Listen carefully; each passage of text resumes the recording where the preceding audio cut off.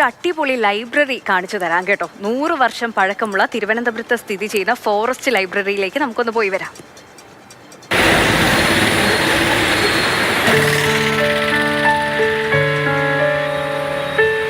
ചുറ്റും തിരക്കിട്ട് ചീറിപ്പായുന്ന വാഹനങ്ങളുടെ ശബ്ദം. പക്ഷേ ഈ കവാടം കടന്നു കഴിഞ്ഞാൽ പിന്നെ നിശബ്ദതയാണ്. മരങ്ങളാൽ തിങ്ങി നിറഞ്ഞ് ശാന്തമായൊരിടം. അധികമാരും അറിയാത്ത നഗരത്തിന്റെ ഹൃദയത്തിൽ ഒളിച്ചിരിക്കുന്ന പുസ്തകങ്ങളുടെ നിലവറ.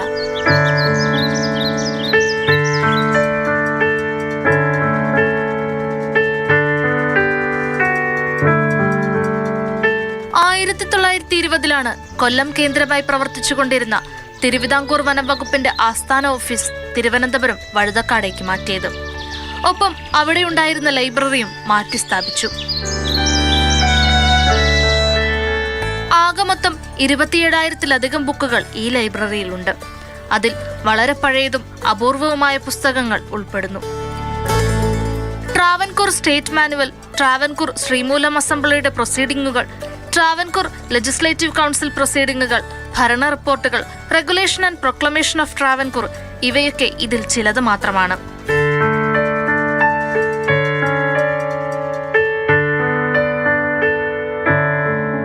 വർഷത്തോളം പഴക്കം ഈ ലൈബ്രറിക്കുണ്ട്.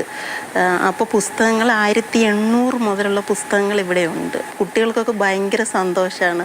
അതായത് വളരെ കാം ആൻഡ് ക്വയറ്റായ ഒരു സ്ഥലത്ത്, പിന്നെ നല്ല എയർ കണ്ടീഷൻ റൂമിൽ ഇങ്ങനെ സ്വസ്ഥമായിട്ടിരുന്ന അവരുടെ ലാപ്ടോപ്പ് അവരവരുടെ പുസ്തകം കൊണ്ടുവന്ന് വായിക്കാനൊരിടം, അത് അവരെ സംബന്ധിച്ചിടത്തോളം ഭയങ്കര സന്തോഷമാണ്.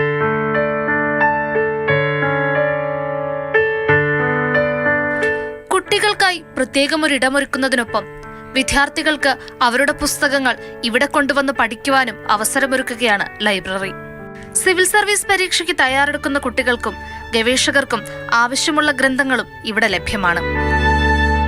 മൊത്തത്തിലുള്ള ഒരു കൂൾ ആൻഡ് കാം അറ്റ്മോസ്ഫിയർ ആണ്. അപ്പോഴത്തേക്കും കുറേ കൂടെ ഫോക്കസ്ഡ് ആയിട്ട് കുറേ കൂടെ നേരെ ഇരുന്ന് ഉള്ള നേരം മാക്സിമം യൂട്ടിലൈസ് ചെയ്ത് നമുക്ക് പഠിക്കാൻ പറ്റുന്നുണ്ട്. UPSC എക്സാംസിന് നോക്കുന്നവർക്കുള്ള ബുക്സാണ് കൂടുതലും ഉള്ളത്. പിന്നെ ബാക്കിയുള്ളവരും അല്ലാത്തവരും വന്ന് ഇരിക്കാറുണ്ട്. കാരണം ഇവിടുത്തെ അറ്റ്മോസ്ഫിയർ തന്നെയാണ് ഏറ്റവും വലിയ കാരണം. ഇവിടെ നിന്നെടുക്കുന്ന പുസ്തകങ്ങൾ പുറത്തേക്ക് കൊണ്ടുപോകാനാകില്ല. പക്ഷേ ലൈബ്രറിക്ക് പിന്നിലായി ചെറുകാറ്റേറ്റ് സ്വന്തം വീടിന്റെ വരാന്തയിൽ എന്ന പോലെ ആസ്വദിച്ചിരുന്ന് ബുക്കുകൾ വായിക്കാം. തിരക്കുകളിൽ നിന്നൊഴിഞ്ഞ് നിശബ്ദതയെ കൂട്ടുപിടിച്ച് മനസ്സിന് ഇഷ്ടപ്പെട്ട ബുക്കുകൾ വായിക്കാൻ പറ്റിയൊരിടം. പ്രകൃതിയുടെ മടിത്തട്ടിൽ എവിടെയോ നമ്മൾ ചേർന്നിരിക്കുന്നത് പോലെ ഇതാ ഇവിടെ ഇരിക്കുന്നത് തോന്നും. ക്യാമറാമാൻ സജികുമാറിനൊപ്പം ഇന്ദുലേഖ രേണു, മാതൃഭൂമി ന്യൂസ്. ഇന്ദുലേഖ രേണു തന്നെ നമുക്കൊപ്പം ചേർന്നുണ്ട്. ഇന്ദു, പ്രകൃതിയുടെ മടിത്തട്ടിൽ ഇരിക്കുന്ന ഒരു ഫീലല്ലേ, അതാണ് ആ ലൈബ്രറിയിൽ ഇരിക്കുമ്പോൾ കിട്ടുന്നത്. ഇപ്പോൾ സോഷ്യൽ മീഡിയയിലൂടെയൊക്കെ കൂടുതൽ പേര് ഈ ഫോറസ്റ്റ് ലൈബ്രറിയെ കുറിച്ച് അറിഞ്ഞ് അവിടേക്ക് എത്തുന്നുണ്ടല്ലേ? നമ്മളിൽ ഒരുപാട് പേര് വായനയെ ഇഷ്ടപ്പെടുന്ന, വായിക്കാൻ ഇഷ്ടപ്പെടുന്ന ആൾക്കാരാണല്ലേ. അങ്ങനെയുള്ളവർക്ക് പറ്റിയ ഒരു സ്ഥലമാണ് ഈ ഫോറസ്റ്റ് ലൈബ്രറി എന്ന് തന്നെ പറയാം.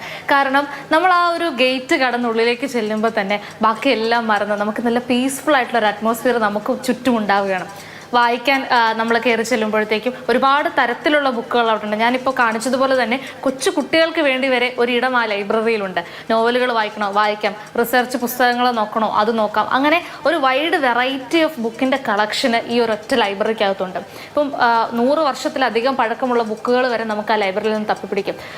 വനവുമായി ബന്ധപ്പെട്ട്, കാടുമായി ബന്ധപ്പെട്ടുള്ള ഏത് തരത്തിലുള്ള ബുക്ക് വേണം. ഇവനൊരു കാട്ടുതീ വന്നാൽ എങ്ങനെ രക്ഷപ്പെടാം, അല്ലെങ്കിൽ അതിൽ നിന്ന് എങ്ങനെ സംരക്ഷിക്കാൻ വനത്തെ എന്ന് പറയുന്ന ബുക്കുകൾ വരെ നമുക്ക് തപ്പിപ്പോയാൽ അതിനകത്ത് കാണാം. ഞാൻ ഇതൊക്കെ കണ്ടതാണ്. മാത്രമല്ല നമുക്ക് ഇഷ്ടപ്പെടുന്ന കൊച്ചു കഥകൾ, നോവലുകൾ, നമുക്ക് പ്രിയപ്പെട്ട പഴയത് തൊട്ട് ഈ ഏറ്റവും പുതിയതായി ഇറങ്ങിയ ബുക്ക് വരെ നമുക്ക് ഇതിനകത്ത് കണ്ടെത്താം. അത്രയും കെയർഫുള്ളായിട്ട്, അതായത് നല്ല വൃത്തിയിൽ, ഭംഗിയിലാണ് ആ ഒരു ലൈബ്രറി മൊത്തം അവർ കൊണ്ടു നടക്കുന്നതെന്ന് പറയാം. ഇനിയിപ്പോൾ നമുക്ക് ലൈബ്രറിയുടെ ആ ഒരു അറ്റ്മോസ്ഫിയർ, നിറയെ ബുക്ക് ഇരിക്കുന്നതിൻ്റെ ഇടയിലിരുന്ന് വായിക്കുന്നത് എല്ലാ ലൈബ്രറിയിലും ഉള്ള ഒരു കാര്യമാണല്ലോ.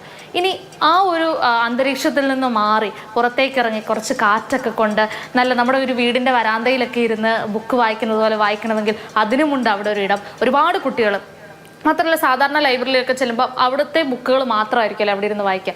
ഇത് നമുക്ക് പഠിക്കാൻ വേണ്ടി നമ്മുടെ ബുക്കുകൾ എടുത്തുകൊണ്ട് ചെന്ന് അവിടെ ഇരുന്ന് പഠിക്കാൻ പറ്റും. പക്ഷേ ആകെയുള്ളൊരു പ്രശ്നം എന്താണെന്ന് വെച്ചാൽ അവിടുന്ന് ബുക്ക് എടുത്ത് പുറത്തേക്ക് പോകാൻ പറ്റില്ല. അതൊരു പ്രശ്നമായിട്ട് നമുക്ക് അവിടെ ചെല്ലുമ്പോൾ തോന്നില്ല. കാരണം നമ്മൾ അവിടെ ഇരുന്ന് വായിച്ചാൽ അത് വായിച്ച് തീരുന്നവർ ഒരു പക്ഷെ നമ്മൾ അവിടെ ഇരുന്ന് പോകും. അത്രയും നല്ലൊരു അന്തരീക്ഷമാണ്. ഒരു പക്ഷേ കുറച്ച് സമയം സമാധാനമായി ഇരുന്ന് പുസ്തകമൊക്കെ വായിക്കാൻ ആഗ്രഹിക്കുന്നവരുണ്ടെങ്കിൽ നിങ്ങൾക്ക് അങ്ങോട്ടേക്ക് പോയി പുസ്തകമൊക്കെ വായിച്ച് കുറച്ച് നേരം സമാധാനമായിട്ടിരിക്കാം.